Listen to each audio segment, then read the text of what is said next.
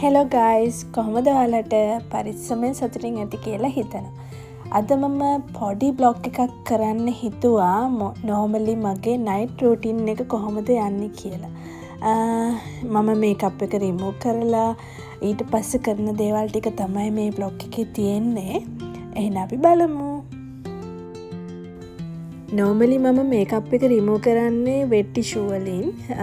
Wet tissue එකෙන් හොඳට makeup එක රිමූව් වෙනවා. ඉස්සෙල්ලා ෆේස් වොෂ් ගන්න කලින් ඉතින් මං වෙට් ටිෂූ එකෙන් තමයි මේකප් එක රිමූව් කරන්නේ.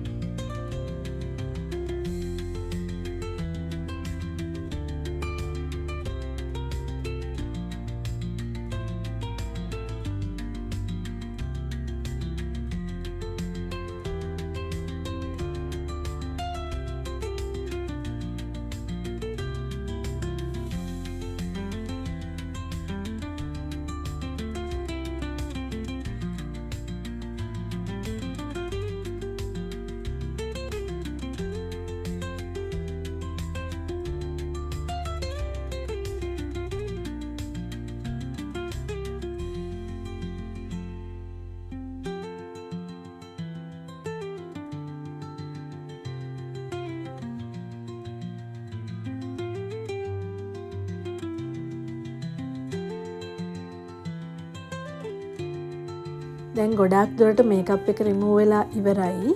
ඊළඟට මම කරන්න යන්නේ ෆේස් වොෂ් එකෙන් මූණ සෝදන්න. ඒකත් මම වතුර මික්ස් කරන්නේ නැතුව තමයි ඉස්සෙල්ලම ෆේස් වොෂ් එක මූණට ඇප්ලයි කරන්න. එතකොට ගොඩාක් දුරට ඉතුරු වෙලා තියෙන මේකප් රිමූව් වෙලා යනවා. ඊට පස්සේ තමයි වතුරෙන් සෝදලා අරින්නේ මම.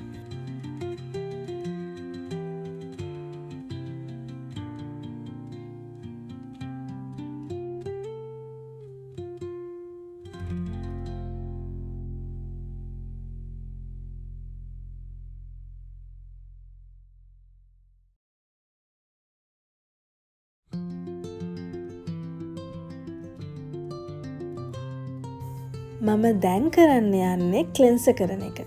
ඉතින් මේ විදිහට පිරිසිදු පුළුන් කෑල්ලක් අරගෙන මූණට ඇප්ලයි කරනවා. ඒකෙන් ගයිස් තව තැන් වල ඉතුරු වෙලා තියෙනවා නම් මේකප් චුටි තැන් වල ඒව පවා හොඳටම අයින් වෙනවා ක්ලෙන්සර් කරන එකෙන්.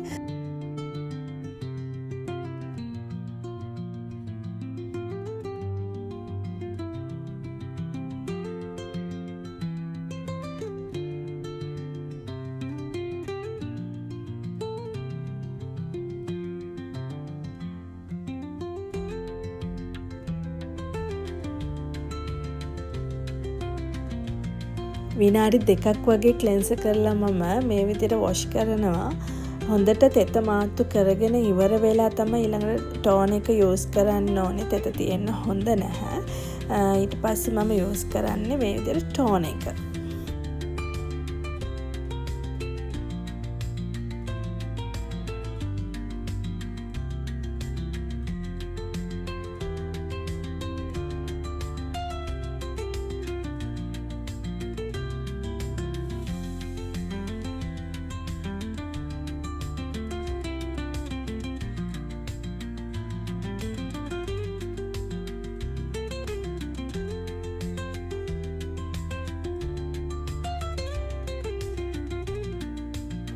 ඊළඟට මම කරන්න යන්නේ විටමින් C ජෙල් එක ඇප්ලයි කරන්න.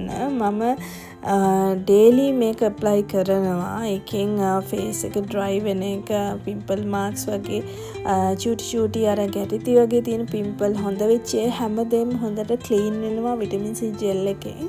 ඉතින් ඒ නිසා මම හැම රැටම විටමින් C ජෙල් එක යූස් කරනවා.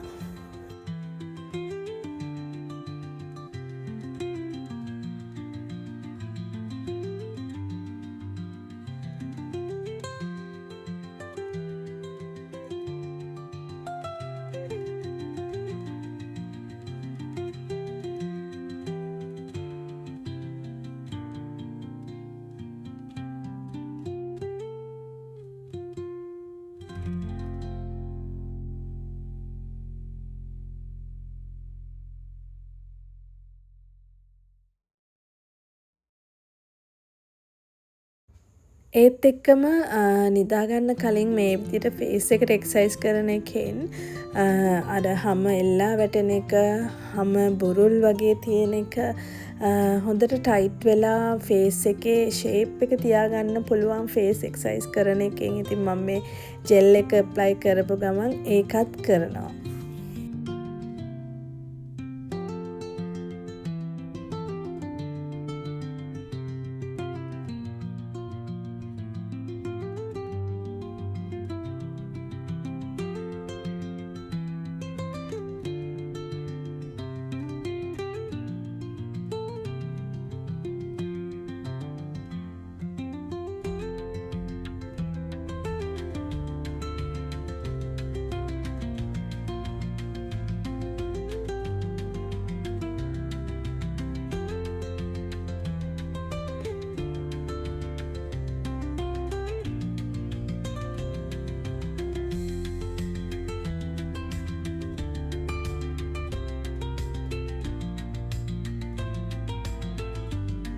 ඉතින් guys මගේ daily night routine එක මේ විදිහට තමයි යන්නේ. එහෙනම් ඊළඟ vlog එකකින් හම්බෙනකන් ඕගොල්ලෝ පරිස්සමෙන් සතුටින් ඉන්න. ගිහින් එන්න. bye.